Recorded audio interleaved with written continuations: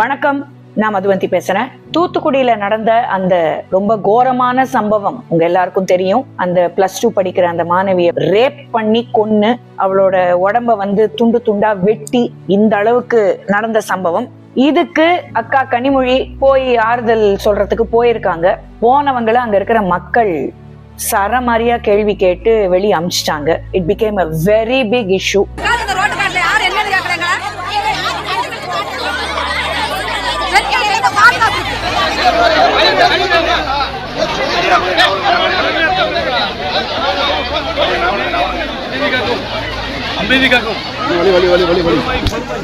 ஐ think அது அக்காவே எதிர்பார்க்கலன்னு நான் நினைக்கிறேன். பட் அங்க இருக்கிற மக்களுக்கு கொஞ்சம் கூட பிடிக்கல. அது நம்ம எல்லாருமே அந்த வீடியோஸை பார்த்தோம். ஆனா அஃப்கோர்ஸ் அவங்க ப்ரொஃபைல்ல, ட்விட்டர்ல, மற்ற இடங்கள்ல எல்லாம் அவங்க போயிட்டு அந்த குடும்பத்தை பார்த்துட்டு வெளியே வந்ததை மட்டும்தான் உஷாரா போட்டாங்க.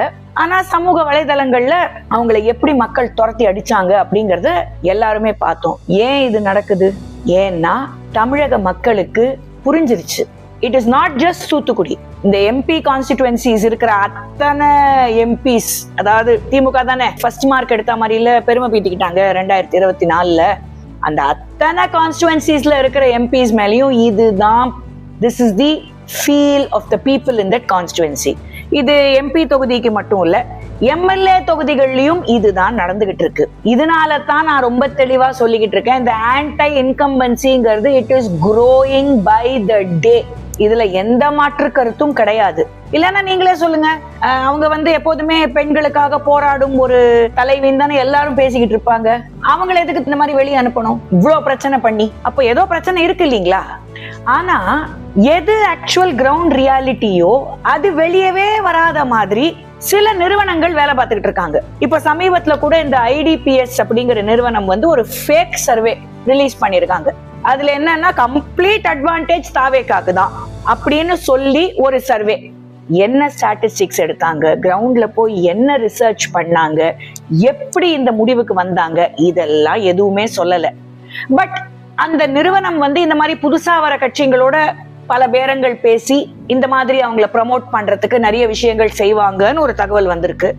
அவங்க நடத்தின ஒரு பிரஸ் மீட்ல, அதாவது அந்த நிறுவனம் நடத்தின ஒரு பிரஸ் மீட்ல ஒரு பெண் பத்திரிகையாளர் கேக்குறாங்க, சரி எப்படி how did you arrive at this அப்படின்னு கேட்டதுக்கு அந்த நிறுவனத்தோடைய ஒரு முக்கிய நிர்வாகி அவங்கள கத்தி ஆல்மோஸ்ட் அவங்க கிட்ட தாக்க போய், அதுல வேற எங்கேந்தோ வந்திருக்கு நான் திமுக காரன்னு. அப்ப எப்படி நியூட்ரலா நீங்க சர்வே எடுத்தீங்க? அப்ப என்ன பி டீமா தாவேக்கா திமுக? எனக்கு புரியல, ரொம்ப கன்ஃபியூசிங்கா இருக்கு.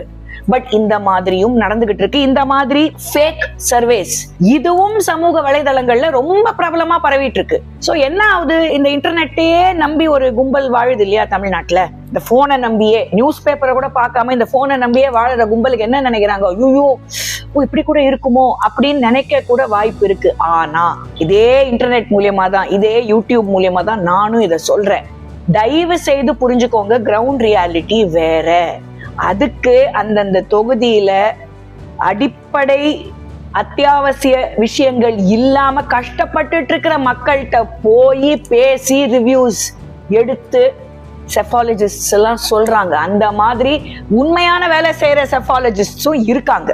நான் ஏன் இத இந்த அளவுக்கு இப்போ நான் சொல்றேன்னா, இந்த தடவை தி எலெக்ஷன், அதாவது யாரு ஜெயிக்க போறாங்க அப்படிங்கறத நிர்ணயிக்க போறது தமிழ்நாட்டின் பெண்கள். ஏன் நான் இதை சொல்றேன்?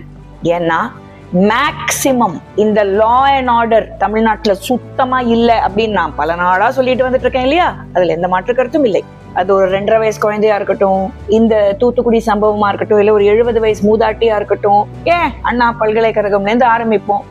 இந்த பெண்களை அபியூஸ் பண்றது, ஏன்னா இந்த 2.5 வயசு குழந்தை, இந்த ஏர் ஹோஸ்டஸ் விஷயம், இது எல்லாமே திமுக பிரமுகர்கள் தான் அப்படின்னு நிரூபணம் ஆயிடுச்சு. இப்ப சமீபத்துல ரொம்ப பெரிய, அதாவது ஒரு ஐகான் மாதிரி கன்சிடர் பண்ற ஒரு திமுக பிரமுகர் மேல கிட்டத்தட்ட 30க்கு மேற்பட்ட பெண்கள் அவர் எங்களை அபியூஸ் பண்ணிருக்காரு அப்படின்னு கம்ப்ளைண்ட்ஸ் கொடுத்துட்டாங்க. சோ அதுவும் இப்ப ரொம்ப மும்முரமா பரவிக்கிட்டு இருக்கு சமூக வலைதளங்கள்ல. அதுவும் நம்ம பாத்துக்கிட்டு இருக்கோம். அது எப்படி மறுபடியும் மறுபடியும் மறுபடியும் மறுபடியும் அந்த திமுக ஈகோ சிஸ்டம்ல இருந்து தான் இந்த பெண்களுக்கு இந்த பாதகங்கள் வருது. அதனால தான் நான் சொல்றேன், இந்த தடவை the result of the TN election will be decided by the women of Tamil Nadu. பெண்களுக்கு நடந்துகிட்டு இருக்கிற இந்த கொடுமைகள், இந்த கொலை, இந்த ரேப், இந்த மாதிரி சம்பவங்கள் இன்க்ரீஸ் ஆயிட்டே போகுதே தவிர்த்து இதுக்கு ஒரு சொல்யூஷன் கிடைச்ச மாதிரி எனக்கு தெரியல. இதுக்கு என்ன சொல்யூஷன் அப்படின்னு நீங்க பாத்தீங்கன்னா, கண்டிப்பா கம் 2026 May 4th சொல்யூஷன் கிடைச்சிரும். நான் இனிமே ஆச்சு இன்னும் 15 நாள் இருக்கு, 20 நாள் இருக்கு, 50 நாள் இருக்கு சொல்ல மாட்டேன். ஏப்ரல் 23 எலெக்ஷன், மே 4 ரிசல்ட். சோ மே 4ஆம் தேதி the women of Tamil Nadu என்ன அவங்களுக்கு தேவையோ அதுக்கு ஏத்தாற் போல் ரிசல்ட்ட கண்டிப்பா கொடுப்பாங்க. அதுல எந்த மாற்று கருத்தும் கிடையாது. ஏன்னா ஒரு நாடு செழிப்பா இருக்கணும்னா இங்க முதல்ல லா அண்ட் ஆர்டர் ஸ்டேபிள் ஆகணும். இன்னைக்கு இருக்கிற காலகட்டத்துல தமிழ்நாட்டுல லா அண்ட் ஆர்டர் இல்லை. அப்படி இருக்கிற பட்சத்துல அது ஸ்டேபிள் ஆகணும்னா இங்க என்டிஏ, அதாவது எடப்பாடி திரு பழனிசாமி அவர்கள் தலைமையில என்டிஏ ஆட்சி வந்தா மட்டும்தான் இதுக்கு ஒரு விமோச்சனம் கிடைக்கும். சோ தமிழக மக்களே, நான் எப்போதும் சொல்றதுதான், இனிமே கம் ஏப்ரல் இல்ல, ஏப்ரல் 23 தயவு செய்து அந்த 23ஆம் தேதிய ஒரு ஹாலிடேன்னு நினைச்சுக்காதீங்க. It is a very important day.